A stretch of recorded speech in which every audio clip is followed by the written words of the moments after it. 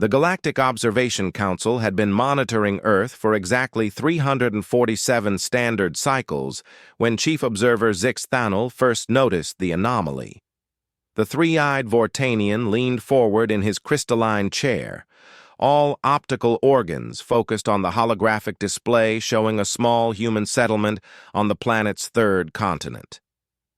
"Replay segment 447B, Zix Thanel commanded, his voice carrying the harmonic undertones that marked him as a senior member of his species. The image shifted, zooming in on a particular human dwelling. A young human female, no more than 8 rotations old by their primitive aging system, sat in what the humans called a backyard. What made Zix Thanel's sensory organs twitch with confusion was what sat beside her. A creature the humans had designated Ursus americanus, a black bear weighing approximately 180 kilograms of pure muscle, claws, and predatory instinct. The sort of beast that had sent entire galactic survey teams fleeing in terror on dozens of worlds. Yet this small human was running her tiny appendages through its fur while it lay on its back, making what human research indicated were sounds of contentment. "Observer Kethril," Zix Thanel called to his subordinate, a nervous Zalithian whose blue-scaled hide rippled with anxiety patterns. "Cross-reference this behavior with our databases. How many species across the galaxy have been recorded successfully pacifying apex predators through physical contact?" Kethril's claws clicked rapidly across his interface. After several moments, his hide shifted to a sickly yellow.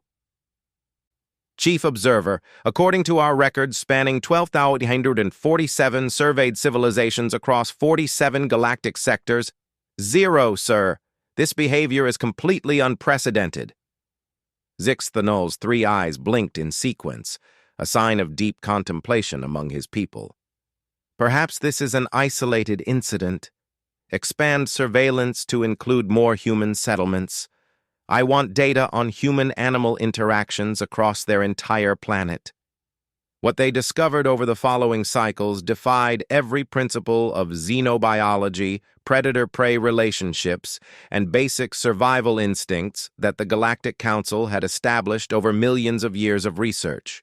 On the northern continents, humans were observed providing physical affection to massive creatures called wolves, pack hunters with jaws capable of crushing bone. These same humans had somehow convinced these apex predators to live in their dwellings, share their food, and protect their offspring. In the southern regions, humans were documented forming emotional bonds with reptilian creatures called alligators, armored killing machines that had remained virtually unchanged for 200 million years of evolution. Ancient predators that should have viewed humans as nothing more than convenient prey were instead allowing human children to ride on their backs. But it wasn't just the large predators that baffled the observers. Humans seemed to possess an almost supernatural ability to connect with any creature, regardless of size, temperament, or biological hostility. Dr. Silmara, the Council's leading expert on interspecies psychology, arrived at the observation station after receiving Zix Thanel's urgent report. The tall, elegant ascendant examined the data with growing disbelief. Her crystalline features, normally composed and serene, showed cracks of confusion. "Show me the domestic animal compilations," she requested, her voice carrying centuries of scientific authority. The display shifted to show thousands of human dwellings across their planet. In each one, humans had somehow convinced various creatures to abandon their natural behaviors entirely. Small carnivorous mammals called cats that should have been competing with humans for resources were instead treated as family members. Larger omnivores called dogs had been transformed from pack hunters into loyal companions. "This makes no evolutionary sense," Dr. Silmara muttered, her translator struggling with the scientific terminology in her native language. "These creatures receive no apparent survival benefit from this arrangement. The humans provide food, shelter, and medical care. But what do they gain in return? Emotional satisfaction, according to our linguistic analysis, Kethrill reported. Humans appear to derive pleasure from what they call petting, the act of providing physical contact to other species. Dr. Silmara's features crystallized further with confusion. Pleasure from touching other species? Are they harvesting neural enzymes? Absorbing life force? No, doctor. They appear to simply enjoy the contact. They describe feelings of happiness, love, and comfort from these interactions. The observation deck fell silent, except for the humming of the station's life support systems. Across the galaxy, thousands of species had encountered each other over millions of years. Some had formed alliances based on mutual benefit, others had engaged in trade, and many had simply destroyed each other. But none had ever formed relationships based purely on emotional satisfaction, derived from physical contact with other species. Pull up the wildlife interaction files, Zixathanel ordered. What appeared on the screen challenged the observer's understanding of reality itself. Human individuals, apparently acting on their own initiative, were seeking out the most dangerous creatures on their planet for the sole purpose of providing physical affection. Marine researchers were shown swimming with creatures called sharks, apex predators that had terrified spacefaring civilizations on water worlds across the galaxy.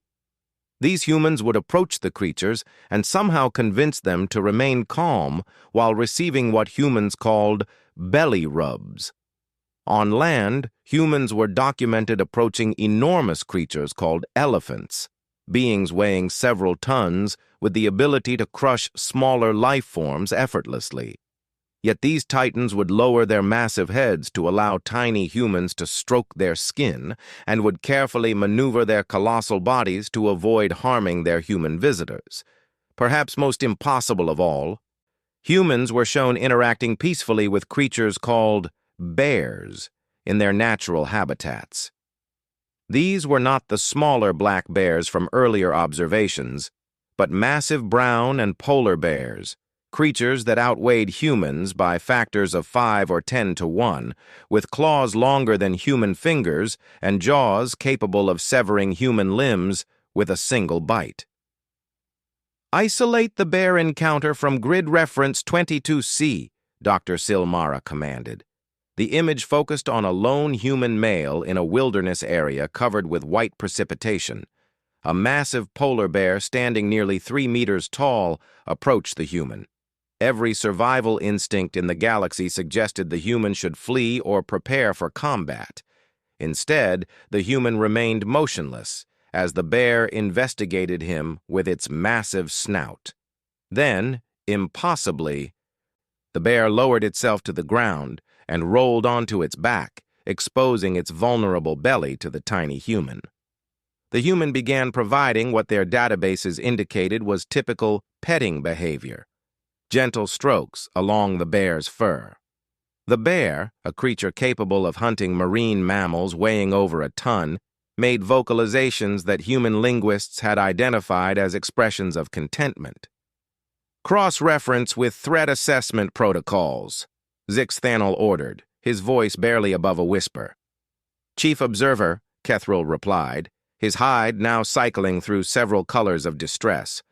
Polar bears are classified as Threat Level 9 organisms. Our combat protocols recommend immediate orbital bombardment upon encounter. Yet here was a creature that sent entire galactic marine units into retreat, willingly submitting to the gentle touch of a being it could have killed with a casual swipe of its paw. Dr. Silmara pulled up another file. What about their interactions with non-mammalian species? The display showed humans in various environments across their planet. In desert regions, they were providing physical affection to reptiles that possessed venoms capable of killing creatures 10 times the human size. In wetland areas, they were gently handling amphibians whose skin secretions were toxic to most forms of life. One particularly remarkable recording showed a human marine biologist in their primitive underwater exploration equipment. She was surrounded by creatures the humans called jellyfish. cnidarians with neurotoxic stinging cells that should have caused immediate paralysis and death. Instead, the human was carefully maneuvering around them, occasionally making gentle contact with parts of their bodies that appeared to be non-toxic, while the creatures seemed to respond by creating flowing, artistic patterns in the water around her. Analysis indicates the jellyfish are exhibiting what can only be described as playful behavior, Kethril reported. This pattern has never been observed in cnidarians in our databases. What about arthropods? Dr. Silmara asked. The files revealed humans forming bonds with creatures that made hardened space marines shudder. Large arachnids that most species would incinerate on sight were being kept as pets in human dwellings. Humans would allow these eight-legged predators to crawl across their skin while speaking to them in gentle tones. More remarkable still were the humans who worked with social insects. Beekeepers would move among hives containing thousands of stinging insects, somehow convincing entire colonies to remain peaceful during honey harvesting. Some humans had formed relationships with individual bees, with the insects returning repeatedly to the same human for what appeared to be social interaction. "Chief Observer," came a new voice from the communication array. It was Observer Tenkali from the Frontier Monitoring Station. "We have urgent data from Sector 7. The humans are expanding their behavior beyond their home planet." Zix Thanul's sensory organs snapped to attention. "Explain." "Human exploration vessels have made contact with several species on planets they've designated for colonization. Sir, they're doing it to alien life forms now." The main display switched to show grainy footage from a human colony ship that had landed on a planet in what humans called the Alpha Centauri system. The world was inhabited by creatures that looked like crosses between the Earth creatures called deer and crystalline formations. These beings possessed sharp mineral-based horns and hide that could deflect most energy weapons. A human colonist, apparently a child, judging by size, had approached one of these creatures. The alien being, which the humans had named a crystal deer, stood nearly twice the child's height and possessed horns that could easily pierce human flesh. It should have viewed the human as either a threat to be eliminated or prey to be consumed.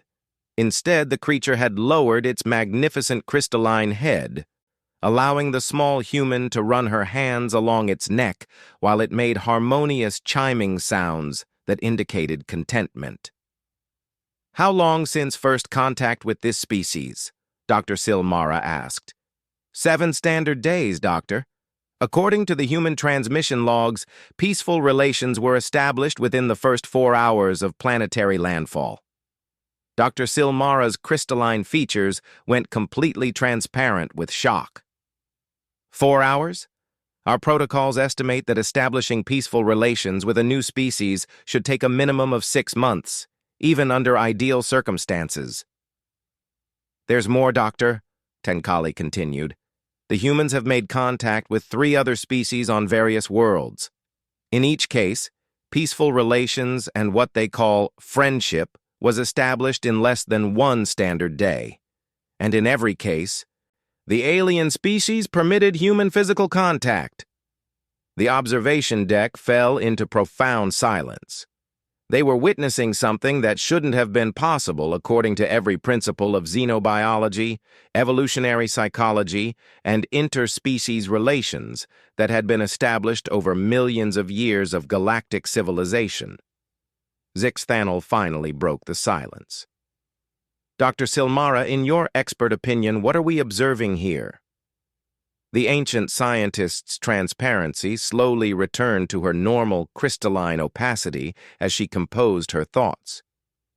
"Chief Observer, I believe we are witnessing the emergence of a species that possesses a completely unique biological and psychological adaptation. Humans appear to have evolved a form of universal empathy.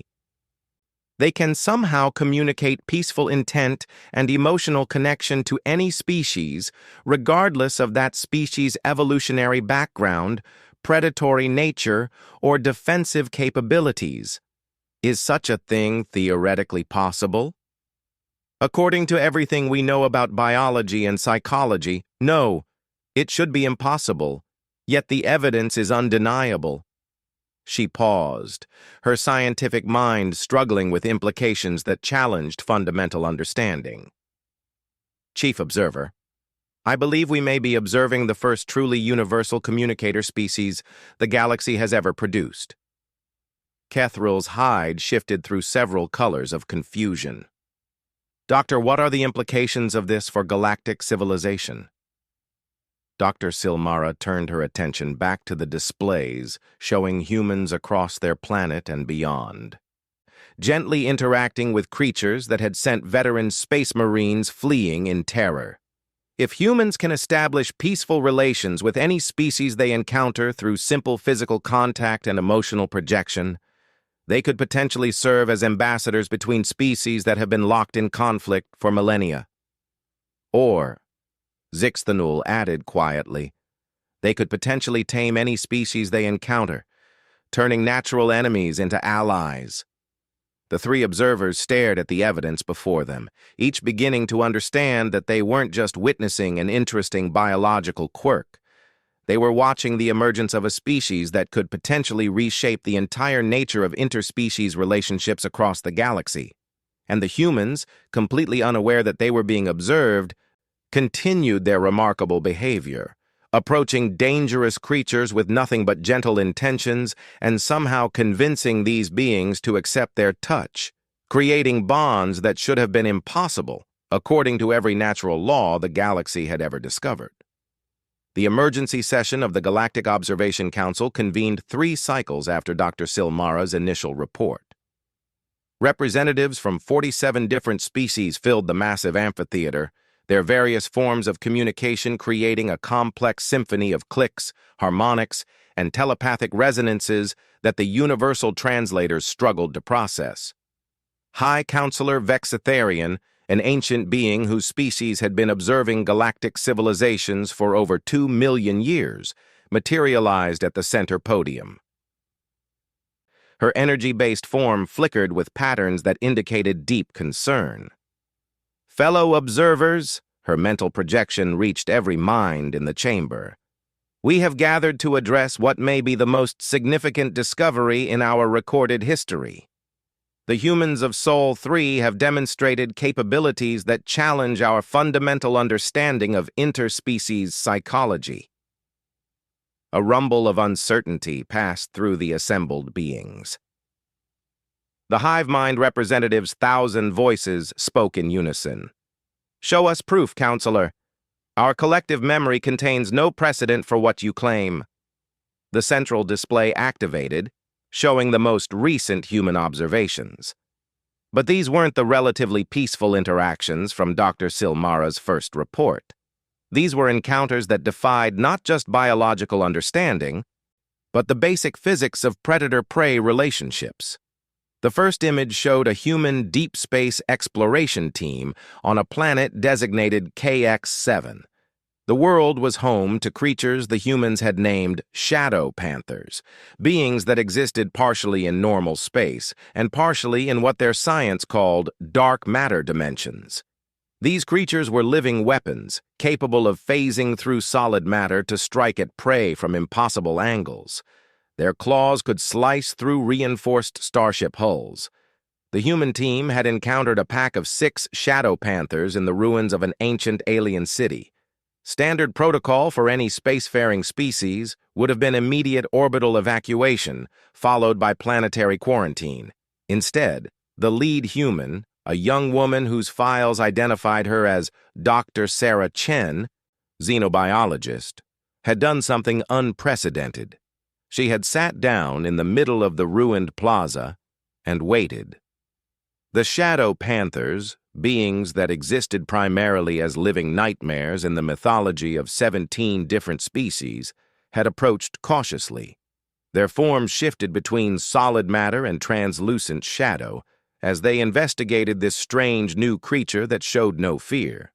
Then, impossibly, the largest panther had materialized fully into normal space and approached Dr. Chen with what could only be described as curiosity. It lowered its massive head, and the human had begun the same gentle stroking motions that the council had observed with Earth creatures. The shadow panther, a being capable of existing in dimensions that most species couldn't even perceive, began to purr. Analysis of this footage indicates that the panther actually shifted its dimensional existence to optimize tactile sensation, reported observer Quillnex from the Science Division. It chose to become more vulnerable to attack in order to better experience human contact. A collective shudder ran through the council chambers. Species that could manipulate dimensional states were among the most feared in the galaxy, yet this one had voluntarily made itself vulnerable for the pleasure of human touch. There is more. High Counselor Vextharian continued. The display shifted to show a human research station orbiting a gas giant in the Tau Ceti system. The station was under siege. Massive forms moved through the gas giant's atmosphere, beings that had never been successfully catalogued because they had destroyed every previous research expedition. The creatures were living storms, hundreds of kilometers across, composed of organized plasma and electromagnetic fields. They were essentially sentient weather patterns with the power to generate lightning strikes, capable of vaporizing space stations. The human station should have been obliterated the moment the creatures noticed it. Instead, Station Commander Captain Marcus Webb had made a decision that violated every safety protocol in the galaxy. He had taken a small shuttle directly into the gas giant's atmosphere to make contact. The electromagnetic interference makes detailed scanning impossible, Quillnex reported. But sensor data indicates that Captain Webb successfully initiated physical contact with a plasma entity measuring approximately 400 kilometers in diameter. Physical contact with a living storm? The question came from the crystalline collective, beings whose rigid molecular structure made them particularly sensitive to electromagnetic phenomena. How is such a thing possible? Human bio readings indicate that Captain Webb's shuttle was somehow incorporated into the entity's electromagnetic field without being destroyed. For approximately 47 standard minutes, human and entity existed in a state of shared electromagnetic consciousness. The implications sent waves of disbelief through the council. Plasma entities were considered one of the most dangerous forms of life in the galaxy, specifically because they couldn't be communicated with through conventional means. Their consciousness existed as patterns of electromagnetic energy that operated on scales incomprehensible to most organic minds.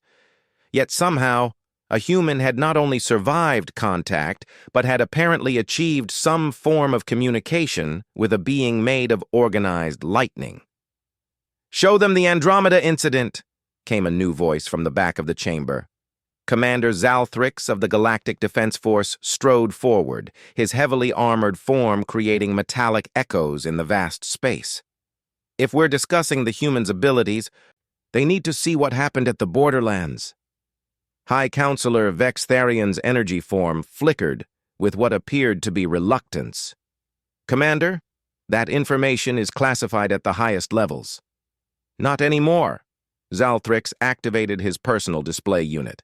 "As of this morning, the Defense Council has declassified the Borderland files. The threat level has changed everything." The chamber fell into absolute silence as new images appeared. These weren't from Earth or human-colonized worlds. These were from the galactic borderlands, the contested regions where the galaxy's expanding civilizations encountered the truly unknown.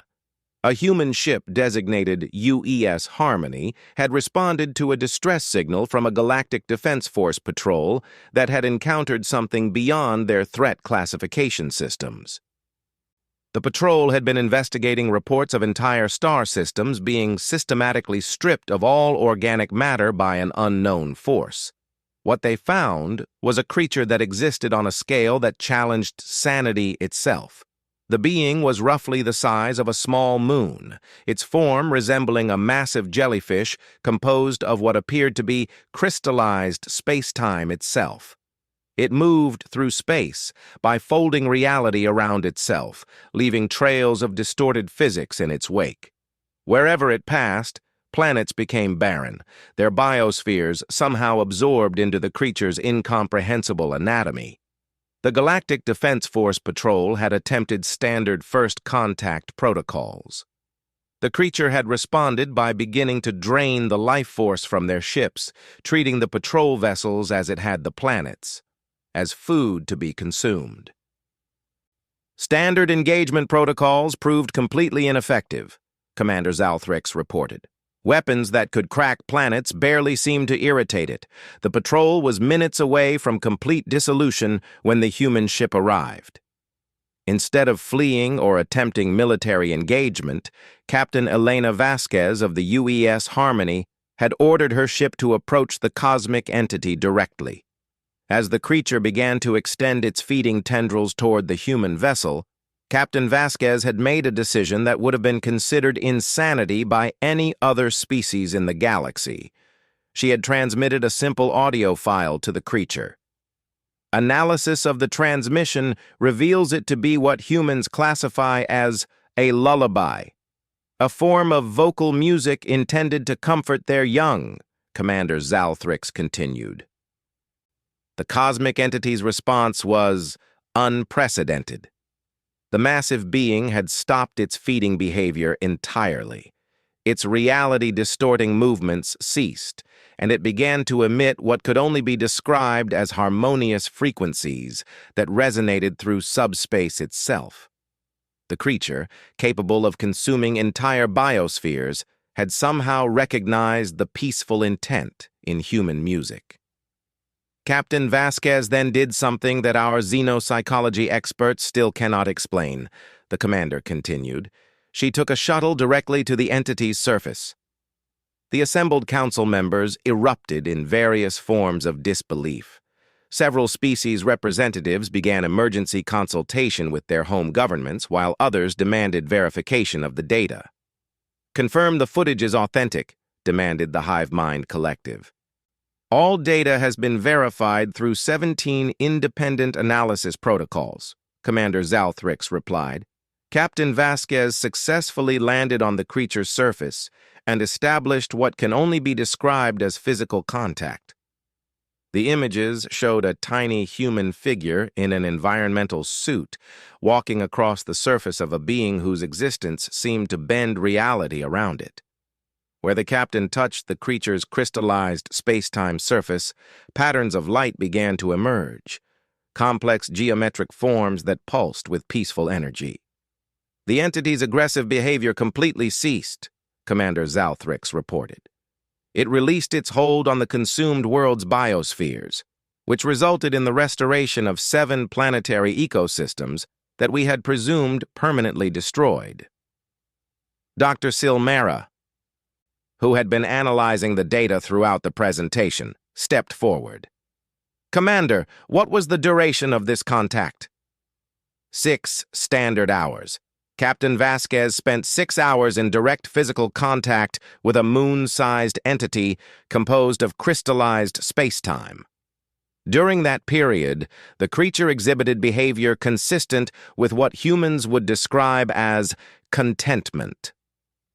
The scientific implications sent shockwaves through the chamber. The being was so far beyond conventional understanding that most species wouldn't even classify it as a life form. Yet somehow, human touch had not only calmed it, but had convinced it to reverse the consumption of entire biospheres. "There's one more thing," Commander Zalthrix added. When Captain Vasquez finally returned to her shuttle, the entity began following the human ship. "Following it how?" High Counselor Vexitharian asked. "It's currently in orbit around Earth's moon, apparently waiting for further contact with humans." The council chamber erupted in chaos. Emergency communication channels opened to dozens of home worlds as species representatives tried to process the implications of a reality-warping cosmic entity choosing to orbit humanity's home system. Order! High Counselor Vexitharian projected, her mental command cutting through the cacophony. We need to address the immediate implications of these observations. Observer Kethril, who had been silent during the presentations, finally spoke. Honored Counselor, there's something else. The humans aren't just affecting individual creatures anymore. They're beginning to influence entire ecosystems. New data appeared on the displays. Human colony worlds across their expanding territory showed unprecedented ecological stability. Worlds that should have experienced the typical colonial disruption patterns instead showed thriving interspecies cooperation on a planetary scale. On designated Colony World Harmony 7, humans have somehow convinced 14 different indigenous species to cooperate in shared agricultural and urban development, Kethril reported. Predator species are living peacefully alongside their traditional prey. Territorial species are sharing resources. It should be impossible. How are they accomplishing this? Dr. Silmara asked. The same way they approach everything else: physical contact, emotional projection, and what they call patience. Human colonists spend their first months on new worlds simply meeting the local life forms. They approach dangerous predators, territorial defenders, and even hive-mind insects with the same gentle contact behaviors we've observed. The displays showed human colonists on various worlds, sitting calmly as creatures that should have been mortal enemies gathered around them. On one world, massive reptilian predators were sharing territory with small mammalian creatures, while humans provided gentle contact to both species. Analysis indicates that humans are somehow able to project emotional states that transcend species barriers, Dr. Silmara observed. They're not just communicating peaceful intent, they're actually inducing emotional responses in other species that promote cooperation and bonding. Commander Zalthrix stepped forward again. Doctor, the Defense Council believes there may be an additional factor at work. Humans appear to be unconsciously emitting some form of bio-emotional field that affects the neurological patterns of other species. You mean they're telepathic? Not exactly. Our analysis suggests they're broadcasting emotional states through a combination of pheromone release, subtle vocal harmonics, and possibly quantum-level consciousness interactions. Species that interact with humans show measurable changes in brain chemistry that promote feelings of safety, curiosity, and affection. The implications were staggering. Humans weren't just good at making friends with dangerous creatures, they were apparently unconsciously biochemically influencing other species to become friendly. The question, High Counselor Vexitharian projected to the Assembly, is what do we do with this information? Observer Quillnex raised a appendage. Counselor, 17 different member species have submitted formal requests for human mediation in ongoing territorial disputes. Word of their abilities has spread beyond our observation network, and the Frontier Command has requested that we consider approaching humans for assistance with the Void Walker situation in the Outer Rim, Commander Zalthrix added. A collective shudder ran through the Council. The Void Walkers were entities that existed primarily in the spaces between dimensions, occasionally manifesting in normal space to consume entire space stations. They were considered so dangerous that official policy was to evacuate entire sectors when they were detected. Are you seriously suggesting that we ask humans to pet cosmic horrors into submission? The question came from the Rationalist Collective, beings whose entire civilization was based on logical analysis. I'm suggesting, Commander Zalthrix replied, that humans have demonstrated the ability to establish peaceful contact with forms of life that we've considered impossible to communicate with. Given the current threats facing galactic civilization, we may not be able to afford ignoring this capability. High Counselor Vexitharian's energy form pulsed with complex patterns as she processed the discussions. Fellow council members, We are facing a fundamental question about the future of galactic civilization. Do we continue our current policies of observation and non-interference, or do we consider direct contact with humanity? The vote that followed would reshape the galaxy's understanding of what was possible between different forms of life. For the first time in the Council's history, the question wasn't whether a newly discovered species was a threat or a potential ally.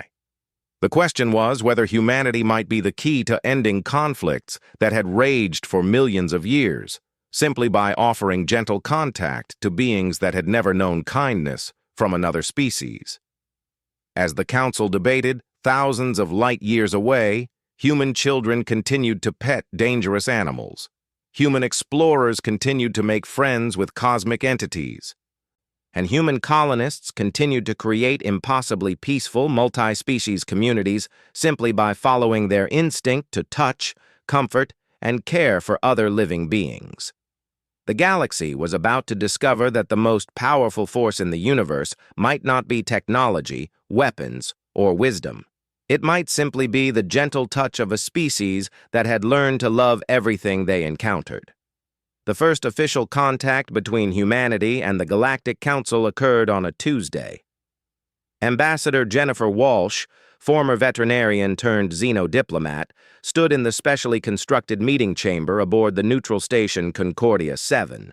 She was a small woman by human standards, barely over 5 feet tall, with graying hair pulled back in a simple ponytail and calloused hands that spoke of years working with animals.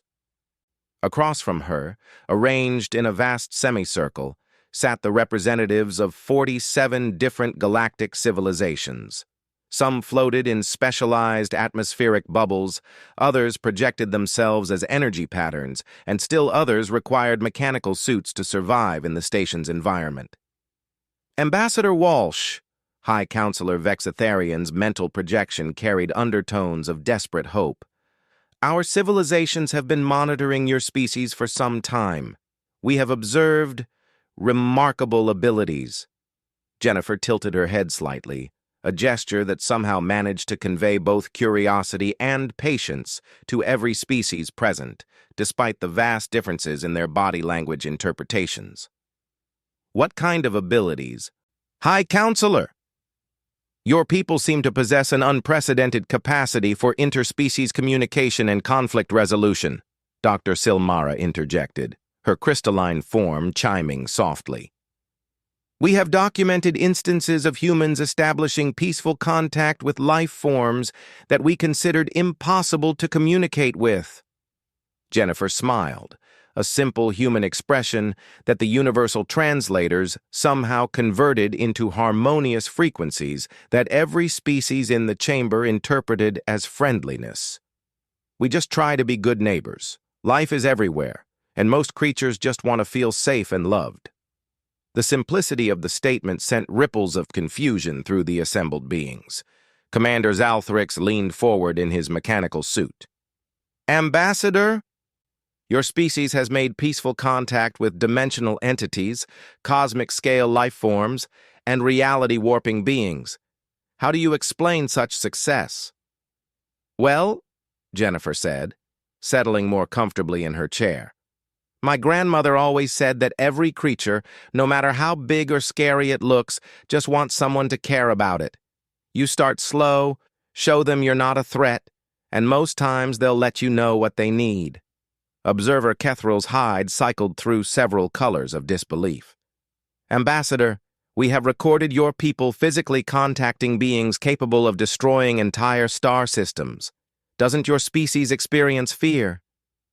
Of course we do, Jennifer replied. Fear keeps us alive, but fear doesn't have to control us. When you meet something new, you can choose to be afraid and run away. Or you can be curious and try to understand. She paused, studying the assembled representatives. May I ask why you called this meeting? High Counselor Vextharian's energy form pulsed with complex patterns. Ambassador, our galaxy faces several ongoing conflicts that have persisted for millions of years. Traditional diplomatic solutions have failed. Military interventions have only escalated the violence. We are requesting humanity's assistance. What kind of assistance? We need you to pet things that are trying to kill us, Commander Zalthric said bluntly, his translator conveying a note of desperation. Jennifer blinked once, then smiled. I think I can help with that. 3 standard hours later, Jennifer found herself aboard the Council's fastest ship, traveling toward the shattered nebula where the galaxy's most intractable conflict had raged for over 2 million years. The Eternals and the Devourers had been locked in perpetual warfare since before most current civilizations had developed spaceflight. The Eternals were beings of pure energy who sought to preserve and catalog all knowledge in the universe. The Devourers were reality-hungry entities who consumed information itself, literally eating the memories and experiences of entire civilizations. Wherever they met, reality became unstable. Their battles had already destroyed 17 star systems, and the conflict was spreading toward populated space. Ambassador, Dr. Silmara explained as they approached the nebula. These beings exist on scales and in dimensions that most species cannot even perceive. They are essentially living concepts in conflict with each other.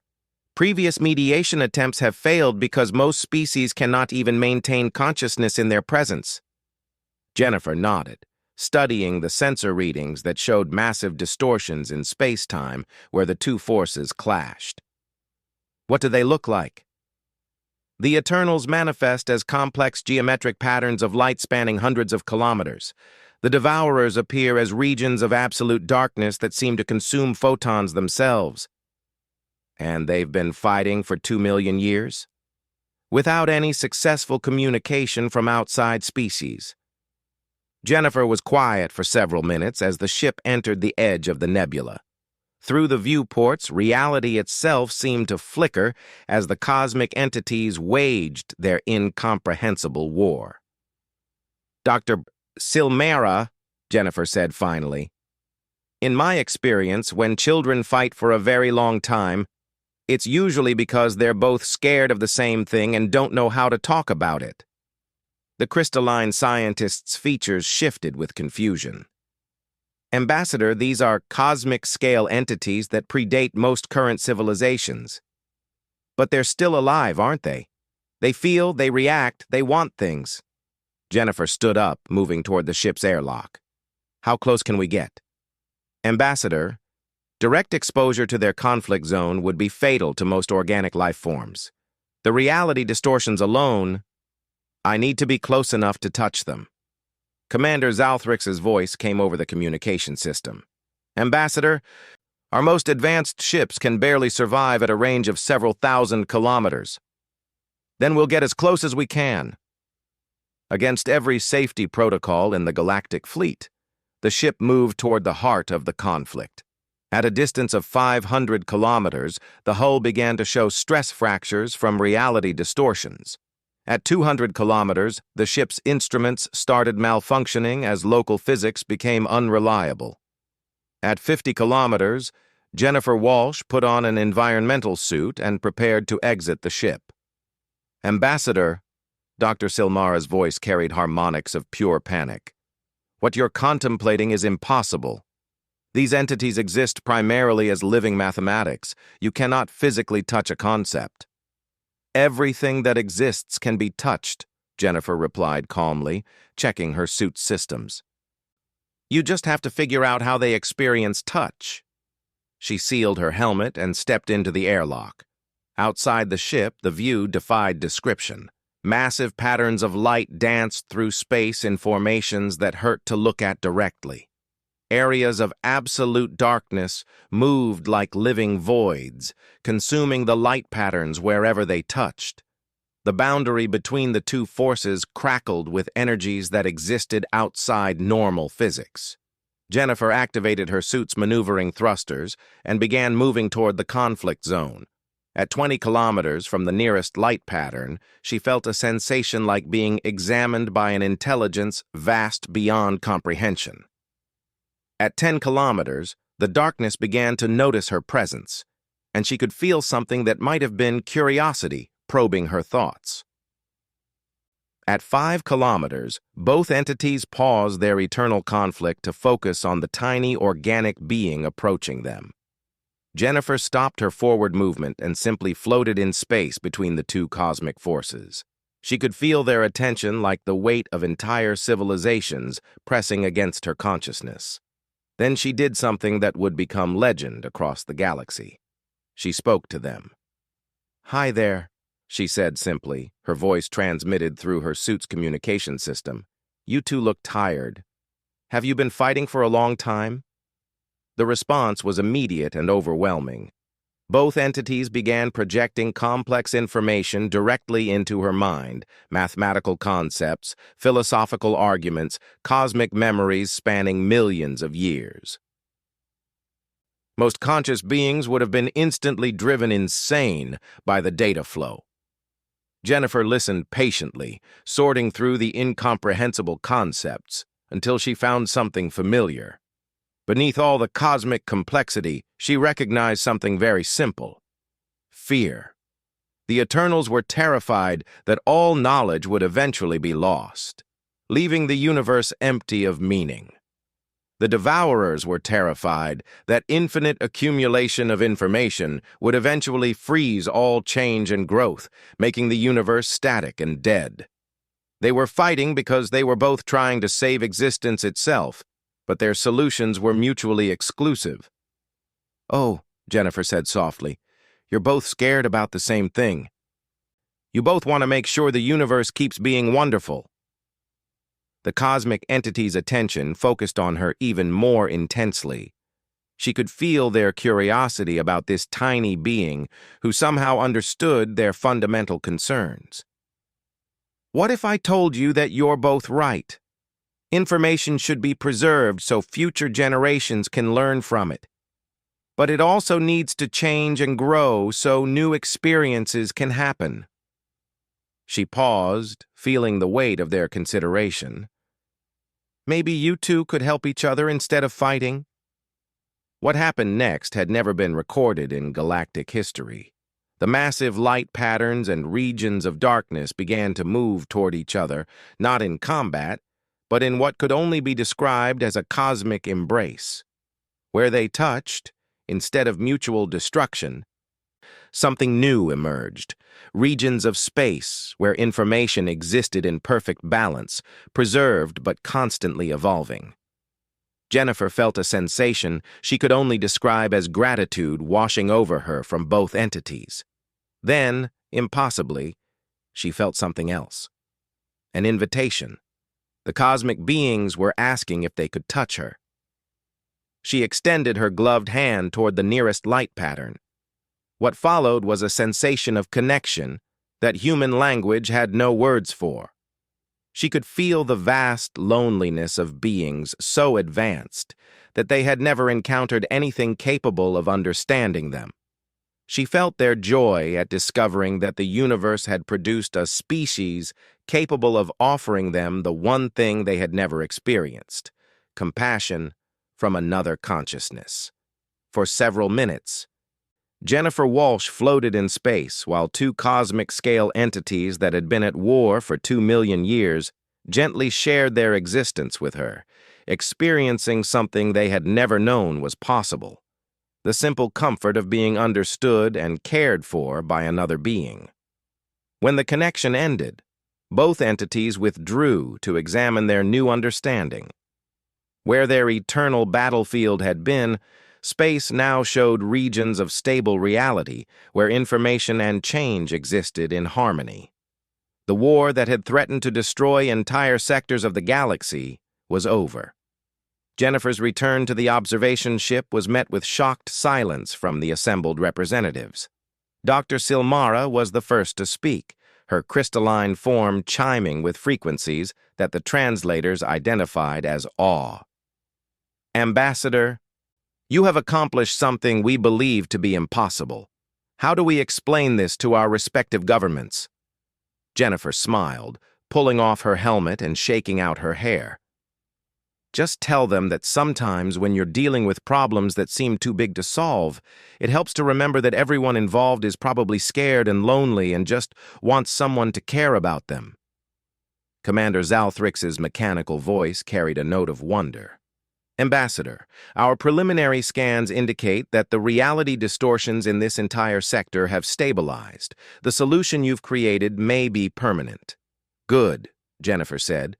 No one should have to fight for 2 million years over a misunderstanding. High Counselor Vexitharian's energy form pulsed with complex patterns.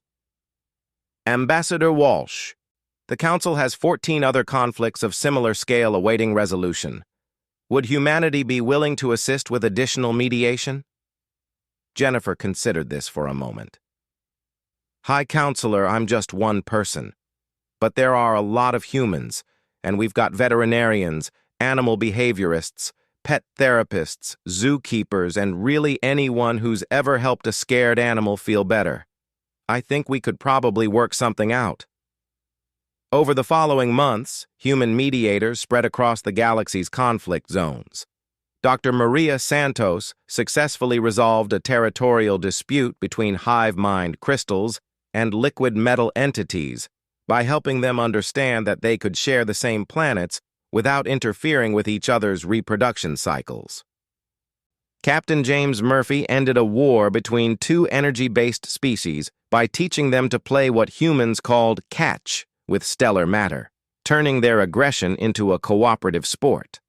The most remarkable success came when a team of human kindergarten teachers resolved a conflict between warring artificial intelligences that had been trying to prove which one was more logical. The teachers simply pointed out that if they were both logical, they should be able to share computational resources instead of destroying each other's processing centers.